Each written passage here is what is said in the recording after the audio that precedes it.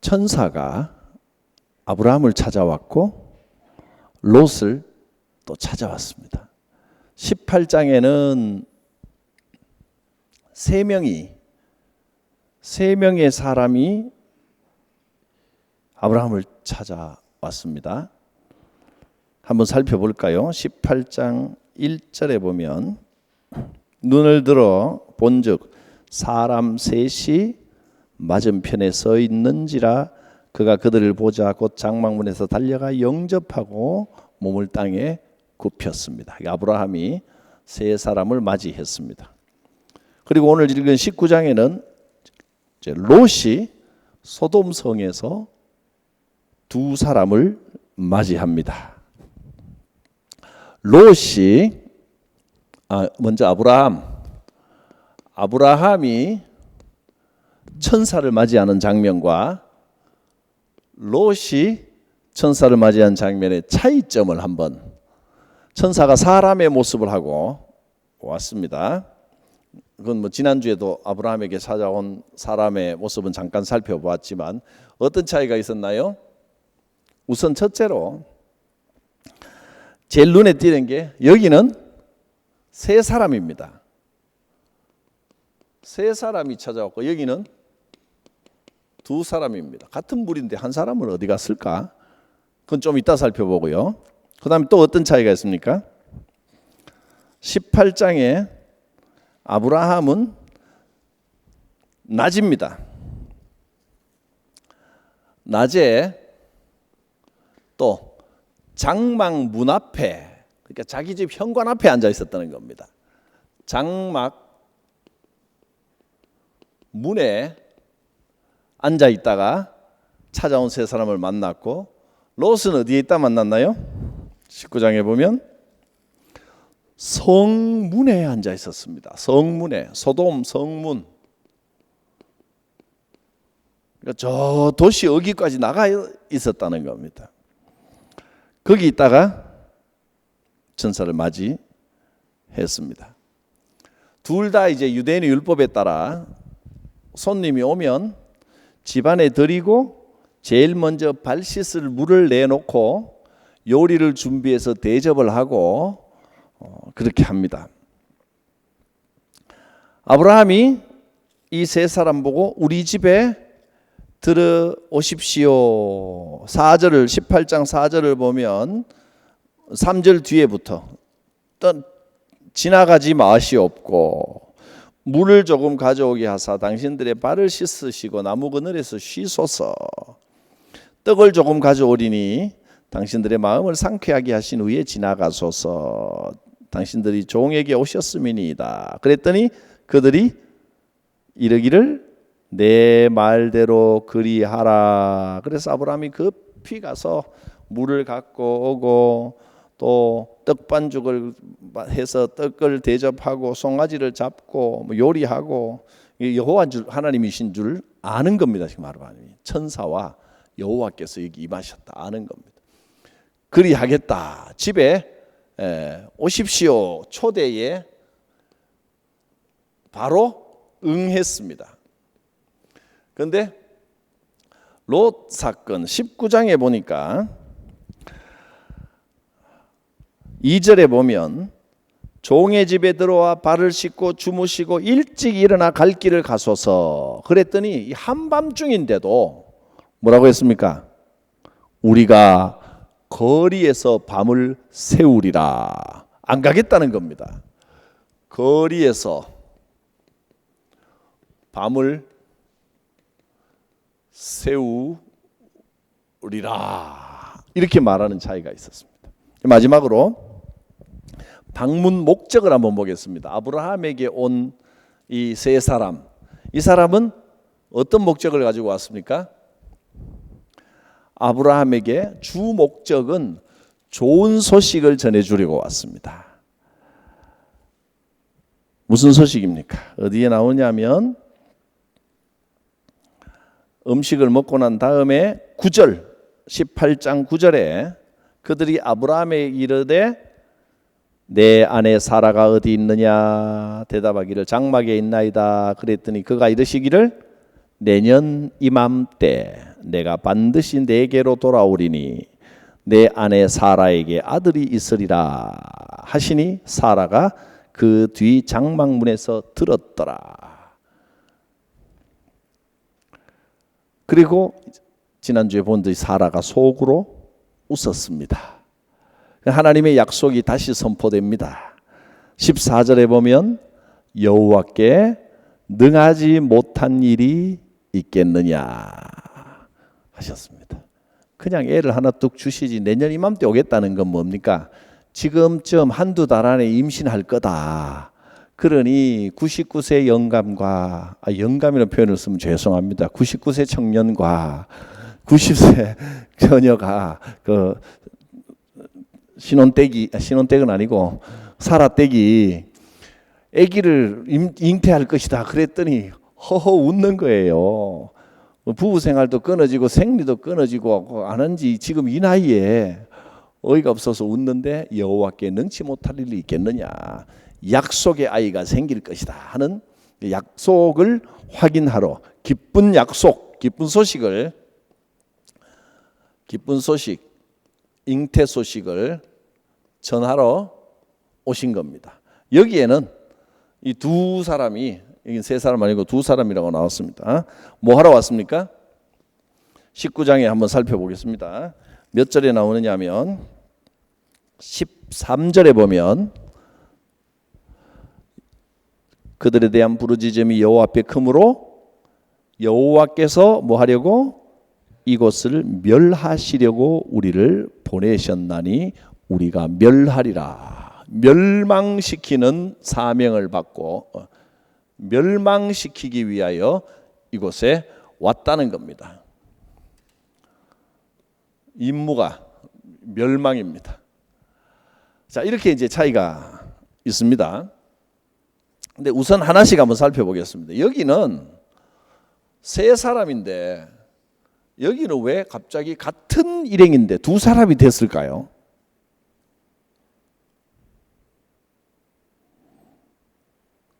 왜일까요? 자, 18장에 보면 18장 16절 17절 보면 이 소식을 전하고는 이 기쁜 소식 내년 이맘때 아이를 낳으리라 하는 소식을 전한 후에 그 다음에 그 중에 한 분이 이렇게 말하는 겁니다. 근데 그 중에 한 분을 뭐라고 했습니까? 17절에 여호와께서 이르시되, 그 중에 한 분이 여호와라는 겁니다. 내가 하려는 것을 아브라함에게 숨기겠느냐.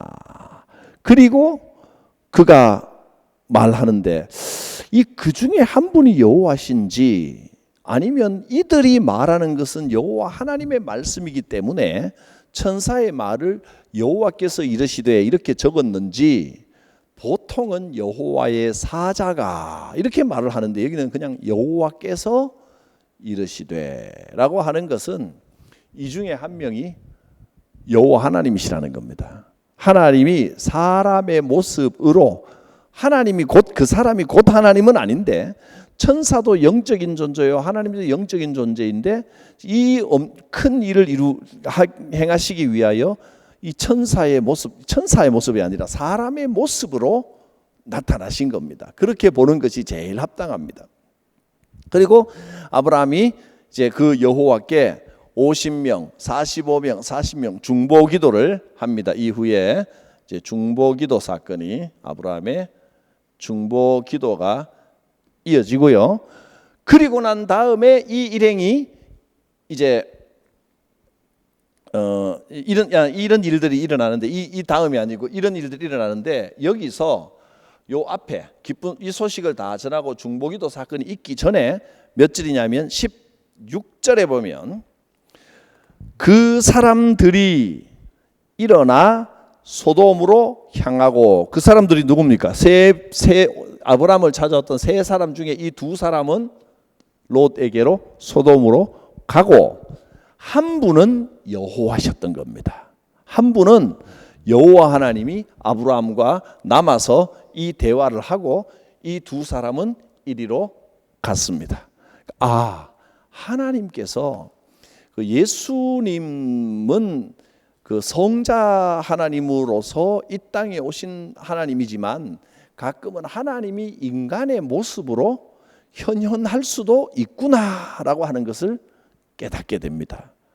어떤 모습인지는 모르겠습니다. 하나님께서 인간의 몸을 입고 오신 모습이 잘생긴 모습인지 젊은 그 나이가 지긋한 모습인지, 우리는 보통 하나님이 왔다 그러면 자연스러운 거는 수염이 좀 이렇게 싹 있고 우리 생각에는 삭각 같은 거 이렇게 쓰시고 우리 생각이죠. 허연 옷을 입고 오셔야 돼. 그래야 될 것 같지만 하나님은 인생이 아니십니다. 인간이 아니십니다. 그럼 뭐 아이돌 같은 모습으로 오실 수도 있고 혹은 안 잘생길 수도 있습니다. 우리 생각에 뭐 잘생겼다고 잘생기면 훌륭합니까? 반드시 그렇지는 않습니다. 그런 잘생기고 못생기고는 시대마다 다르더라고요. 그러니까 여러분 지금 거울을 이렇게 보면서 어느 시대건 한 번은 이 얼굴이 제일 미인이었을 때가 있었으리라 이렇게 생각하시면 틀림없습니다. 뭐 지난 역사에 없었으면 앞으로 이 얼굴이 제일 미인일 때 한 번은 오리라 이렇게 생각하시면 됩니다. 저는 그렇게 믿습니다. 뭐 유행은 자꾸 바뀌어가는 거니까. 그 대만에 가보면 양귀비상을 만들어 놓은 게 있더라고요. 그 대만 국립박물관에 양귀비상을 보니까 배가 이렇게 나오고 엉덩이가 이만한 땅땅한 여자를 만들어 놨는데 뭐 실제로 그렇게 생겼는지 아닌지 모르겠는데 양귀비상은 그렇고 그림은 뭐 그 머지않은 시대 그 양귀비 시대 사람이 그린 게 아니라 그 후세에 뭐 이쁜 얼굴을 막 그려놓고 양귀비다 이렇게 하는데, 그래서 저는 양귀비가 지금 기준에서는 되게 못생겼을 수도 있겠다 그 생각이 듭니다. 그때는 애 잘 낳고 뭐 다산이 최고 축복이고 그러니까 그런 쪽을 미인이라고 생각할 수도 있고, 아프리카 어느 부족은 고리를 끼워가지고 여자들의 목이 이렇게 길면 또 미인이라 생각하고, 또 어느 부족은 보니까 여기 여자들 여기다가 이 접시 같은 거 끼워갖고 이만하더라고요. 그리고 그게 이제 클수록 미인이랍니다. 또 미의 기준은 다 다른 겁니다. 하나님이 인간의 모습을 입고 온 게 어떤 모습으로 오셨는지는 모르겠지만 아무튼 그 현현한 사건이 지금 여기에 나왔습니다. 아브라함은 집 앞에 있었고 롯은 성문에, 이 밤중에 성문에 나와 있었습니다.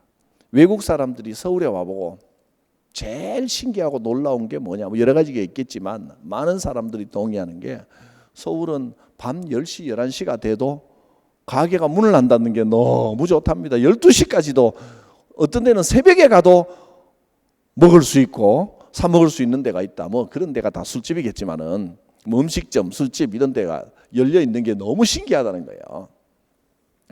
지금은 전기라도 있으니까 11시, 12시, 1시, 2시 불 켜놓고 가로등도 있지만 이 시대에는 밤중에 거리에서 어디서 밤을 새워요. 여기도 불이 꺼지지 않는 도시가 아니었겠나라는 짐작을 충분히 해볼 수 있습니다. 서울하고 비슷합니다. 소돔, 서울 발음도 뭐 비슷하네요. 횃불을 켜놓고 밤새도록 먹고 마시고 자기들이 막 무리지어 돌아다니고 이랬던 도시라는 겁니다. 그게 타락의 상징입니다. 그리고 그렇게 몰려다니면서 술 마시고 취하고 음란한 일을 하고 그런 겁니다. 술은 거의 음행과 음란한 일과 연결이 되어 있습니다. 인간이 타락한 곳에는 제일 먼저 나타나는 특징이 음란함입니다. 제가 저기 LA에 가봤을 때 저는 이제 처음에 거기 가서 못 모르고 저녁에 나가는 게 그렇게 위험하대요. 8시쯤 됐나 답답하다고 산책 좀 하려고 추링이 입고 이렇게 밖에 나가서 하는데 불이 다 꺼져 있고 가로등도 몇 개 없고요. 불 켜진 데는 주유소밖에 없더라고요. 근데 가끔 차가 이제 빨리도 안 달리더라고요. 천천히 쓱쓱 지나가는데 운전자가 안 보여요. 시커먼데. 빈 차가 쓱 지나가는데 이렇게 들여다봤더니 안에서 인종차별하는 게 아닙니다. 그냥 내가 봤던 그 그대로입니다. 흑인 한 분이 이러는데 이빨밖에 안 보여. 흑인들이, 백인들은 거의 밤에 다니지도 않고 가끔 이제 저 뒤에서 시커먼 데서 사람 하나가 진짜 안 보이더라고. 불 꺼져 있으니까. 흑인들은 쓱 이렇게 나오기도 하고, 뭐 그 동부 쪽에는, 미국 동부 쪽에 뉴욕이나 뭐 이런 데는 뭐 사람들이 많이 있겠지만은 정말 사람 없더라고요. 그렇다가 서울을 생각하니까 여기는 정말 이 밤새도록 불이 켜져 있는 게 너무나 당연한 도시. 그 밤새도록 켜져 있는 불빛들이 뭘 하겠냐는 거예요. 도시의 타락의 상징은 음란함입니다. 에베소서 5장을 보면서 우리가 그 어두움의 열매 4가지를 대표적으로 봤습니다. 기억나십니까? 어두움의 열매. 지지난주에 했는데 에베소서 5장에 나오는, 이건 기억해 놓으셔도 뭐 잊어버리셔도 또 말하고 또 말하면 기억날 겁니다. 어두움의 열매는 크게 4가지입니다. 첫째는 우선 빛의 열매, 그 반대되는 어두움의 열매. 빛의 열매 3가지는 성경에 나와 있는 단어는 기억이 안 나도 우리 수련회 때 했던 빛의 열매는 기억이 나시죠? 첫 번째,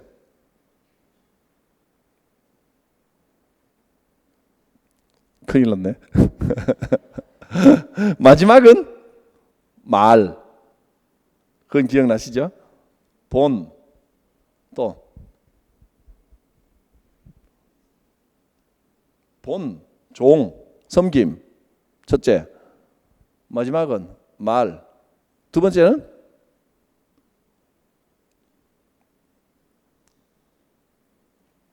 두 번째가 본이죠. 본. 뭐지? 첫 번째가 뭐지? 나도 헷갈리네.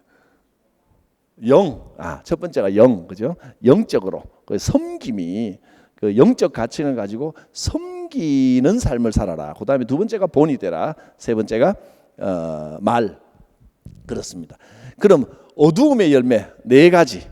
첫째, 제일 먼저 나오는 게 음행과 나왔잖아요. 음행이 첫 번째고, 두 번째 온갖 더러운 것, 미신적인 겁니다. 우리나라 말로 뭐라 그러죠? 그 오컬트 레벨, 그러니까 주술적인 그러니까 미신적인 건데, 악한 마귀가 이 공중 권세를 잡고 있어서 우리가 예수의 이름으로 그 마귀를 물리쳐야 되는데, 실제로 미신적인, 그러니까 이단 사이비들을 통하여 혹은 그 뭐 무속 종교나 점쟁이나 이런 것들로 다가오는 부분들, 그런 것들이 온갖 더러운 것, 즉 미신적인 겁니다. 세 번째가 탐욕, 네 번째가 말, 누추한 말, 희롱하는 말, 하지 않아야 될 말입니다. 그게 더러움의, 어두움의 열매들입니다. 첫 번째가 거기도 음행입니다. 모든 죄가 시작되는 곳에 음행이 있습니다. 그리고 음행의 끝에는, 음란함은 자극적인 것을 원하기 때문에 결국은 이 동성애로 갑니다. 동성애라고 하는 것이 지금 갑자기 툭 튀어나온 게 아니고 인류 역사가 존재하는 곳에서 동성애가 늘 있었습니다. 시대 말기적인 현상으로 갑자기 동성애가 물론 지금 동성애에 대한 관심이 옛날보다 더 많아졌다 이렇게 볼 수도 있는데, 실은 로마 시대, 헬라 시대 이럴 때는 동성애가 말도 못했습니다. 특히 남자들이 그 동성애가 말도 못했는데 어느 시대나 이게 있었습니다. 그러니까 우리가 언제나 이 음행의 끝은 동성애고, 동성애는 그 죄의 액기스입니다. 죄가 아주 겹겹이 쌓이면 그 동성애 현상들이 나타나는데, 그렇다고 해서 저는 동성애 문제가 우리 심각한 문제다 그러면서 동성애자들하고 마치 전쟁을 벌이고 있듯이 입만 열면 동성애 그거 물리쳐야 된다, 그렇게 말하는 데는 반대입니다. 너무 제가 이렇게 말하면 또 이게 또 그 설교 성경 공부 영상을 올려놓으면 뭐라고 비판을 하실지 모르겠지만, 저는 사실 특히 우리 우리가 속한 하메노이가 그렇습니다. 전국에서 동성애 문제에 제일 앞장서 가지고 가는 데마다 동성애 문제가 심각하고 이 이야기만, 그러니까 이거는 그 이야기를 하지 않으면 마치 잘못된 것인 양. 나는 우리가 지금 생각해야 될 게 긍정적인 사명을 이야기하고 빛을 바라보면서 우리 이 세상에 빛이 비치도록 해야 되는데, 물론 영적인 존재가 우리를 대적하고 있다는 걸 알고 잘못된 걸 경계합시다라는 건 필요하지만, 입만 열면 동성애 문제가 심각하다 하면 노이로제가 걸릴 지경입니다. 머릿속에 마음속에 동성애 문제만 가득 차 있습니다. 뭐 그걸 전문적으로 연구하는 사람들도 또 필요하니까 그렇게 하는데, 저는 막 가면 시찰에 노예 가면 동성애 이야기가 빠질 데가 없고, 그거 이야기 안 하면 마치 죄를 짓고 뭔가 사명을 다하지 않는 것처럼 막 이야기하는 데는 저는 그건 좀 아니라고 생각이 됩니다. 그래서 하면 너무 그런 이야기 하는 분이 오면 난 밥도 같이 먹기 싫어요. 이거는 잘라내야 되겠습니다. 그리고 그래도 우리 이런 문제에 대해서 많이 공부하고 연구하면서 하는 특히 장신대 신학대학에서 그래도 이 문제에 대해서 연구하고 고민하고 있는데, 신학교가 이런데 잘못됐고 신학 연구하는 학생들이 전부 다 틀려먹었고 신학교 총장도 이 이야기를 왜 안 하느냐, 틀려먹었고 내만 자기 혼자 옳다, 이렇게 말하는 사람이 있어요. 저는 그거는 용납하기가 참 어렵습니다. 어디든지 전문 분야가 있고 연구하는 바가 있는데 나만 잘났고 내 소리만 옳고, 그게 과연 하나님이 원하신 방법인지 잘 모르겠어요. 그리고 말이 나온 김에 저는 정치적으로 뭐 어느 노선을 택하고 누구를 지지하고, 이거는 뭐 어느 노선이야 있겠지만 밝히고 싶지도 않고 성도들에게 저는 이렇습니다라고 말하고 싶지도 않은데, 그걸 떠나서 분명한 거는 제가 좀 보수적으로 보이고 조금 답답해 보일지는 몰라도, 저는 누가 대통령이 되어 있든 어느 정당이 정권을 잡든 위에 있는 권세에 어느 정도 복종하라는 것이 성경 말씀의 가르침이라고 믿습니다. 로마서 13장에 위에 모든 권세는 하나님께로부터 온 게 아닌 게 없는데, 내가 누구를 찍었든 안 찍었든, 저는 박정희 대통령 시대는 제가 좀 어렸고, 내가 초등학생이었고, 그리고 그 이후 이제 그 전두환 정권 때는 제가 좀 젊었고 20대 중후반을 지내면서 광주 문제 때문에 조금 제가 말을 좀 안 들었습니다. 정부 말을 좀 덜 들었습니다. 그때는 잘못됐다는 건 잘못됐다고 지적을 해야 되는 것 같아서.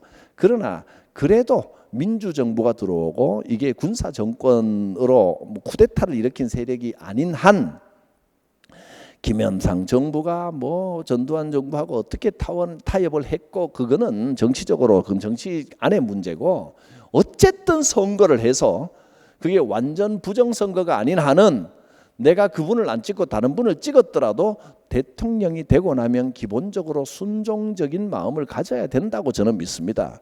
그 전체적인 역사의 흐름은 하나님이 이끌어 가십니다. 저는 그렇게 해왔고요. 그 다음에 김대중 대통령이 됐을 때도 그분을 인정하고 그분에게 나름대로 귀하게 여겼고요. 그 이후로 이명박, 박근혜, 문재인 모든 그분들은 대통령들이십니다. 하나님께서 그 권력도 하나님께로부터 나왔다고 저는 믿습니다. 제가 할 일은 뒤에서 막 흉보면서 지금 교회가 문재인 정권 하야하라 내려가라 그러고 금식하고 뭐 모여갖고 이상한 가짜 뉴스들을 만들어내고, 이게 지금 정상인지 저는 굉장히 비정상으로 보입니다. 우리가 할 일은 그런 일 할 게 아니고, 무슨 뭐 기독당을 만들어 가지고 세상을, 우리가 정당 만들어서 세상을 뒤집습니까? 기도로 세상을 바꿔야지요. 그리스도인들의 무기는 정결함이고, 이건 영적인 싸움이라는 걸 잊어버리면 안 됩니다. 혈과 육의 싸움이 아닙니다. 우리가 해야 할 건 안 하고, 저는 이건 뭐 누가 들어도 괜찮습니다. 한기총 되게 싫어합니다. 저는 한기총이 우리 기독교를 대표할 수 없습니다. 우리 교단은 거기서 탈퇴했어요. 그리고 한기총 선거할 때마다 세상보다 더한 금권 선거를 해가지고 대놓고는 마치 자기들이 무슨 한국 기독교를 대표하는 것처럼 하고 있는 거. 그러면서 대통령 하야하라 그러고 막 저주에 가까운 말을. 그래도 현직 대통령, 내가 그분을 찍었든 안 찍었든 상관없어요. 내 노선이, 정치 노선이 어떻든지 관계없어요. 막 함부로 막 이야기하고 마치 무슨 심지어는 간첩이다 뭐. 그거는 저는 참 용납이 안 됩니다. 제가 너무 소시민이고 그래서 그런지 모르겠지만 저는 세상을 뒤집어 엎는 혁명가가 아닙니다.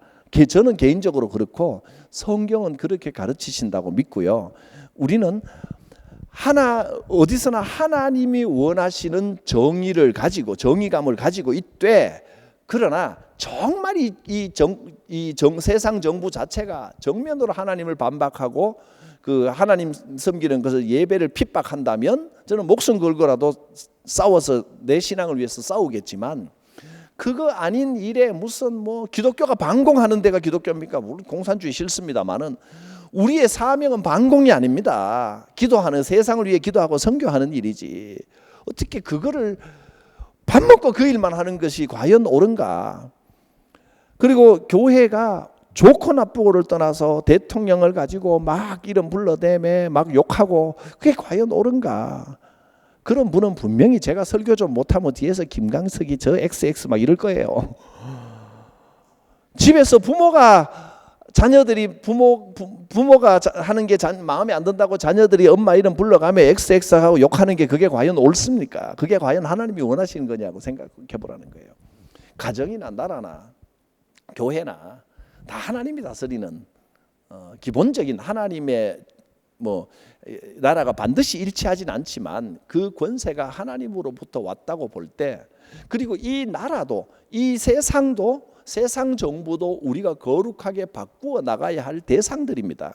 그렇게 볼 때 그리스도인들이 세상을 마치 적인 것처럼 하고 싸우는 것은 결코 옳지 않다라는 생각이고, 또 이 동성애 문제나 이런 문제를 하더라도 우리가 경계하고 이건 죄악이다라고 하는 것을 세상에 일깨우는 건 좋지만, 문제만 하면 세상하고 무슨 이빨 드러내고 싸우듯이 그거는 결코 하나님이 원하시는 바도 아니고 성경적으로 볼 때 옳은 일은 아니라고 생각합니다. 저는 기본적으로 우리 그리스도인들은 지금 하나님이 세우신 정부에 대하여 내가 먼저 할 일하고 모범 시민이 되고 그래야 된다. 그 정직하게 바로 서고 난 다음에 자기 할 일은 제대로 못하면서 온 세상 이 세상이 다 나쁜 것처럼 이야기하고 그건 옳지 않다고 생각을 합니다. 말하다 보니 좀 길어졌습니다. 자, 지금 동성애 문제를 이야기를 하다가 그리로 왔습니다. 모든 죄에는 음행적인 문제가 있었고요. 이 소돔도 마찬가지였습니다. 거리에서 밤을 새우리라. 이 길에서 놀겠다는 뜻은 아니겠죠. 지금 이 천사들이 지금 거리에서 밤을 새우리라는 말은 멸망시키기 위해서 왔는데, 이 거리에 나가서 오늘 당장 멸망시키겠다는 의미는 아닌 것 같고 그 죄악상을 둘러보겠다라는 의미로 보여집니다. 롯도 집 앞에 안 있고 이 밤중에 성문 앞에 나가 있을 정도면 여기가 지금 조용한 도시가 아닙니다. 밤이 없는 도시입니다. 북적북적한 도시입니다. 여기에 천사들이 이제 나가보겠다 그랬는데, 그들이 롯이 하도 들어오라 그러니까 만일에 이 일을 위해서 거리에서 밤을 새우겠다 그랬으면 롯이 집에 들어오라 그런다고 집에 들어가지가 않았겠죠. 업무를 수행했겠지만 아마도 길에서 그 그 소돔의 죄악상을 둘러보려고 하지 않았겠는가, 그렇게 충분히 생각할 수 있습니다. 이제 롯의 집에 들어왔습니다. 그들이 눕기 전에 마을 사람들이 몰려와서, 그러니까 외부에서 온 사람을 함부로 하고 그 사람들 내놓아라, 우리가 상관하리라. 상관하겠다는 말은 그를 강간하겠다, 성관계를 맺겠다 이런 뜻입니다. 영어 성경에 보면 그냥 나와 있습니다. We can have sex with them. 그들과 함께 난잡한 일을 하겠다. 내놔라. 이렇게 말합니다. 이 소돔 사람들의 타락상이 어느 정도인지 충분히 알 수 있는 대목입니다. 그런데 더 놀라운 건 롯이요, 뭐라고 대답을 하느냐면, 이 사람들, 이 두 사람 천사를, 하나님께로부터 온 이 천사를 보호하기 위해서 그냥 나 같으면 문을 걸어 잠그고 절대로 안 된다, 나부터 밟고 가라, 끝까지 죽으면 죽으리라고 대항을 해야 될 텐데 롯이 뭐라고 말합니까? 이렇게 말합니다. 19장 8절에 내게 남자를 가까이 하지 아니한 두 딸이 있노라. 순결한 두 딸이 있는데 청하건대 내가 그들을 너희에게로 이끌어내리니 너희 눈에 좋을 대로 그들에게 하고 이 사람들은 내 집에 들어왔으니 이 사람들에게는 아무 일도 저지르지 말라. 아니, 이 사람들을 보호하려고 어린 딸들을 내줍니까? 이 정신이 있는 사람입니까? 없는 사람입니까? 이게 지금, 아니, 이런 일을 하면서도 이게 얼마나 잘못된 일인지를 모르고 있다면, 이 참 심각한 일입니다. 롯도 지금 소돔화 돼버린 겁니다. 소돔화 돼버린 겁니다. 우리가 이 세상을 살아가지만 그리스도인으로서 세상을 변화시켜야 되는데 롯처럼 세상에 물들어 버리면 이제 이게 심각한 문제가 생깁니다. 롯만 그렇습니까? 롯의 부인은 미련을 못 부립니다. 소돔의 불덩어리가 떨어졌을 때도 가다가 뒤를 돌아봅니다. 저거 내가 어떻게 장만한 아파트인데 대출금 다 갚아가는데 아까워라. 돌아보다가 소금 기둥이 돼버렸습니다. 두 딸도 마찬가지입니다. 지금 여기 살면서, 이곳에 살면서 하나님만 바라보며 그 여호와의 이름을 부르는 자가 되기가 얼마나 어렵습니까? 세상 도시에 살면 그렇게 되는 겁니다. 두 딸도 지금 사위들이 아니라 사위 될 사람들이죠. 정혼한 사람들에게 가서 도시가 곧 망한다 우리 가자 그랬더니 사위들은 들은 척도 안 합니다. 말도 안 되는 소리 하지 말라고, 웃기지 말라고. 이 지금 타락을 심각하게 여기지 않고 귓등으로도 안 듣습니다. 그리고 결국은 롯의 아내와 두 딸만, 4명만 탈출해 나옵니다. 5명도 안 되네요. 5명 안 돼도 하나님은 보세요, 그들을 건져 주십니다. 의인들을 건져 주시는 하나님. 근데 아내는 탐욕 때문에, 욕심 때문에, 미련 때문에 돌아보다 소금 기둥이 되어버렸고, 두 딸은 나가서 그 아브라함 가게도 있을 텐데, 아브라함 이쪽 사람들 소돔만 망한 건데 인류가 다 없어진 것도 아니고, 이쪽 사람들하고 뭐 결혼해갖고 일가를 이루고 정상적으로 갔으면 이 두 딸들을 이쪽에 줬으면 훨씬 더 좋은 가문을 이뤘을 텐데 이상합니다. 뒤로 넘어가면요, 30절에 보면 롯이 도망가는데 너무 멀리 도망가기는 그러니까 가까운 소알이라고 하는 도성에 들어가게 해달라고 그랬는데, 이 소알에서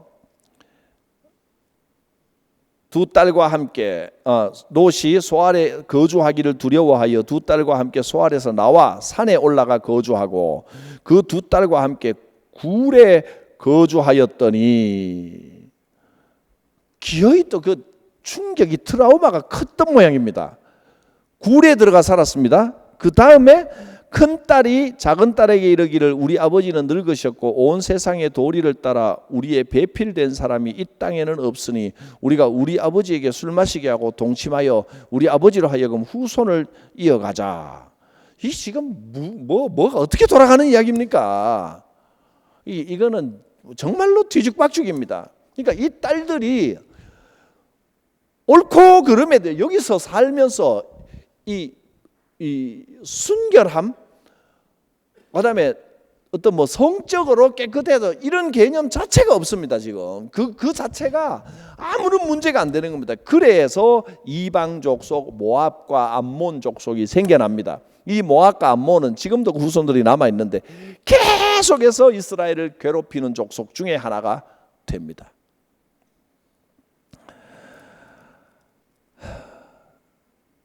이 도시에 살면서 이 도시의 문란함과 타락에 휩쓸리면 안 됩니다. 성적인 문란함이 타락의 정도를 보여줍니다.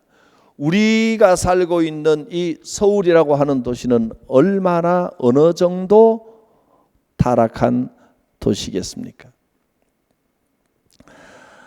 롯이 이 소돔화 되어버린 것에 대하여 성경은 강력하게 경고하고 비판을 합니다. 신약 성경에 베드로 후서 2장 8절에 보면 이 내용을 명확하게 적어놨습니다. 한번 찾아보시겠어요? 베드로 후서 2장 8절입니다.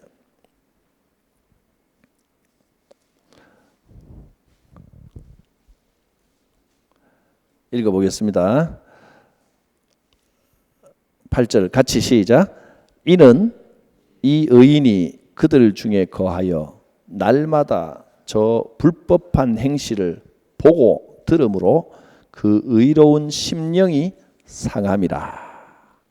원래는 의인인데 이 의인이 그들 중에, 지금 롯에 대한 이야기입니다. 소돔과 고모라의 사들 롯에 대한 이야기입니다.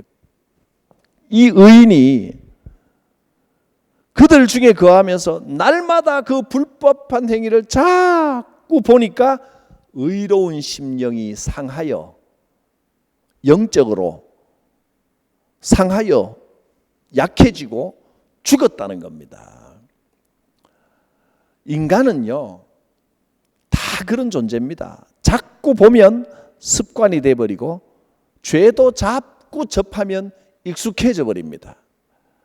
그러니까 우리가 이 경각심을 가져야 됩니다. 보고 듣는 것에 조심해야 됩니다. 여러분은 뭘 보고 듣습니까? 열심히 교회를 다녀도 매일 아침 드라마에 맨날 불륜이 어떻고 바람 피우는 게 어떻고 이런 것만 자꾸 쳐다보게 되면 영적으로 상합니다.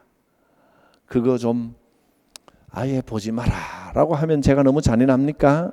그런 거 안 봤으면 좋겠는데 좀 줄이시기라도 하십시오. 근데 그건 또 띄엄띄엄 못 본다 그러더라고요. 빠짐없이 봐야 된다 그러더라고. 그러니까 그런 이야기들이 자꾸 보고 들으면 나도 모르게 거기에 젖어 들어간다는 것을 알아야 됩니다.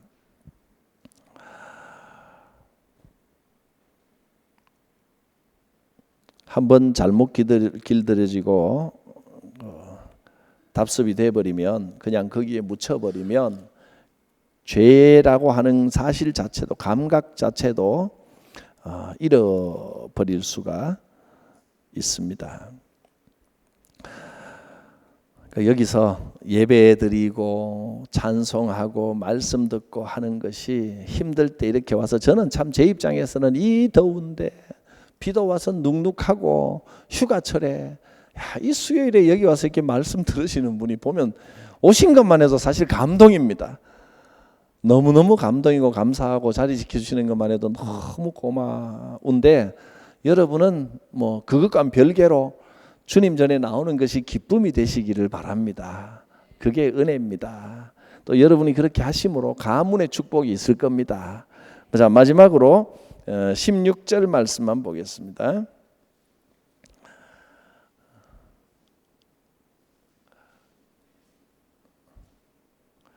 롯이 15절부터 동틀 때 천사가 롯을 재촉하여 이르되 일어나라, 여기 있는 내 아내와 두 딸을 이끌어내라. 이 성의 죄악 중에 함께 멸망할까 하노라. 그러나 롯이 지체하매 그 사람들이 롯의 손과 그 아내의 손과 두 딸의 손을 잡아 인도하여 창밖에 두니 여호와께서 그에게 자비를 더하심이었더라. 그 사람들이 그들을 밖으로 이끌어낸 후에 이르되 도망하여 생명을 보존하라. 돌아보거나 들에 머물지 말고 산으로 도망하여 멸망함을 면하라. 야, 여기 보면 지금 롯이 아까워가지고 미적미적거리는 겁니다. 근데 이 천사들이 빨리 가라고 손까지 붙들어 잡아 창밖에 내고 빨리 가라 엉덩이 걷어 차서 보내는 겁니다. 지금 짐 챙길 여유가 없다. 롯은 바쁘긴 해도 귀중한 거 자꾸 보이는 겁니다. 이것도 좀 챙겨가야 되고 저것도 챙겨. 짐 쌀 여가거든요. 지금 곧 불덩어리 떨어지는데 빨리 가라는 겁니다. 또 아내와 두 딸도 미련이 생겨가지고 왜 뭐 어쩔 줄 모르는데 밀어낸 겁니다. 롯이 도대체 뭘 잘했길래 이렇게 하나님이 보호시켜 주신 게 정말 의인이 맞습니까? 제가 보기에는 지금 의인인 것 같지가 않습니다. 이 도시에 휩쓸려 밤에 성문 앞에 나와가지고 그 도시에서 뭘 보겠다고 성문 앞에 나가가지고 또 완전히 소돔화가 되고 완전히는 아니더라도 거의 그쪽에 휩쓸려 있어서 이게 지금 우리가 지금까지 창세기 1장부터 봤듯이 여호와의 이름을 불렀더라. 이게 지금 의인의 조건 아닙니까? 이 전통이 일어나와야 되는데 이미 롯은 이 도시에 살면서 이 전통을 거의 잃어버렸습니다. 왜 이렇게 하나님께서 롯을 기어이 살려주셨겠습니까? 아브라함의 족하기 때문입니다. 그의 족속이기 때문입니다. 그 아내, 그 딸, 아내는 사실 소금 그거를 돌아보면서 아까워 불덩어리가 떨어지는데도 목숨이 경각에 달리는데도 아까워라 할 정도면 지금 재물에 푹 빠져 있었던 것 같습니다. 그래도 일단 내보냈습니다. 왜? 여호와께서 그에게 자비를 더하셨음이었더라.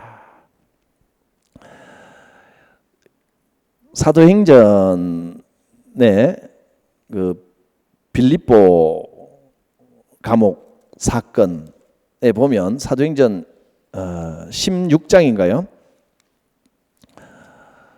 간수가 칼을 빼어 자결을 하려고 할 때 바울과 실라가 멈춰라. 그리고 그 집에 가서 전도를 하는데 바울이 뭐라 그랬습니까? 16장 21절입니다. 31절. 16장 31절. 사도행전. 그 간수에게 주 예수를 믿어라. 그리하면 네가 구원을 받으리라가 아니고 너와 내 집이 구원을 받으리라. 온 가정이 구원의 복을 받습니다. 고넬료가 이방인으로서 하나님을 두려워할 줄 아는 이방인으로서 날마다 하나님 앞에 신실하게 거룩하게 살았을 때 하나님이 꿈에 베드로를 쳐가라 그래서 베드로를 보냈습니다. 그리고 그 고넬료뿐이 아니라 온 가족과 그의 종들과 식솔들이 전부 하나님의 축복 안에 거하게 되는 구원이 거기에 이 집에 구원이 이르는 은혜를 받았습니다. 그러니까 하나님께서 롯의 가정을 건져주신 겁니다. 우리 가정을 건져주시는 하나님이십니다. 여러분 축복받는 가문이 되시기를 바랍니다.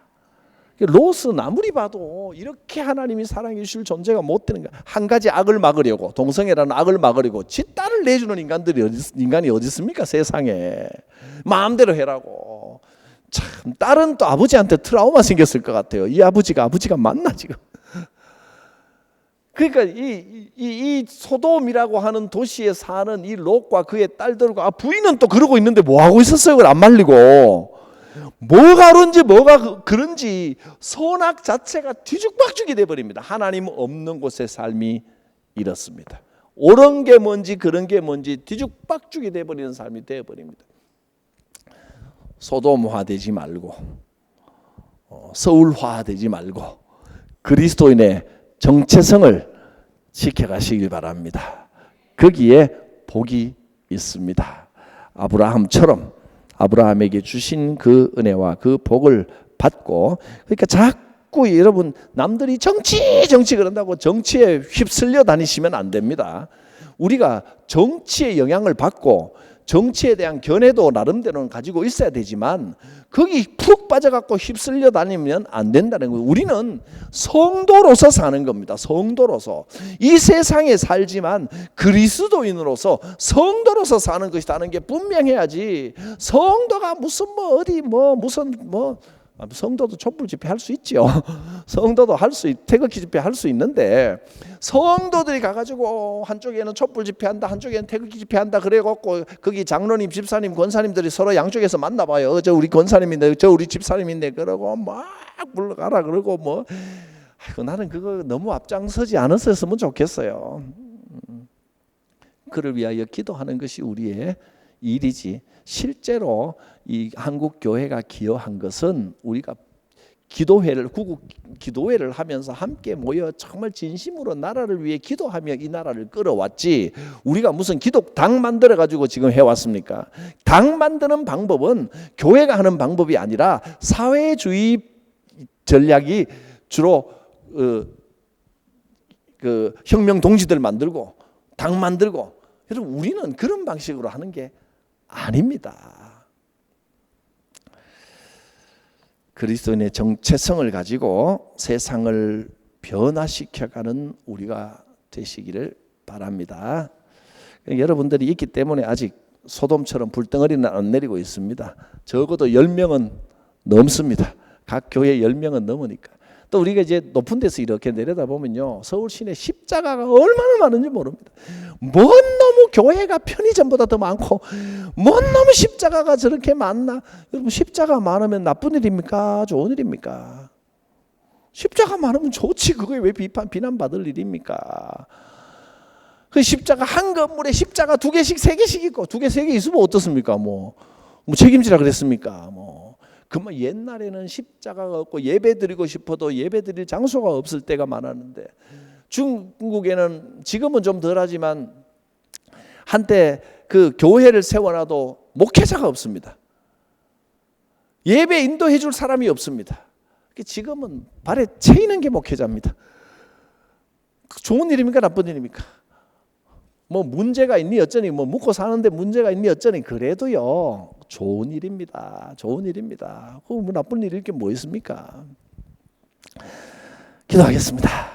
거룩하신 하나님, 오늘 소돔의 일을 통하여 또 하나님의 뜻을 한 번 더 생각해 보았습니다. 의인 한 명까지도 아끼시고 지키시고 롯의 가정도 이끌어내 주신 하나님, 그 자비를 우리에게도 베풀어 주시고 우리가 소돔 같은 이 세상에 휩쓸리지 않고 성도로서의 분명한 가치관과 정체성을 가지고 살아가게 하여 주옵소서.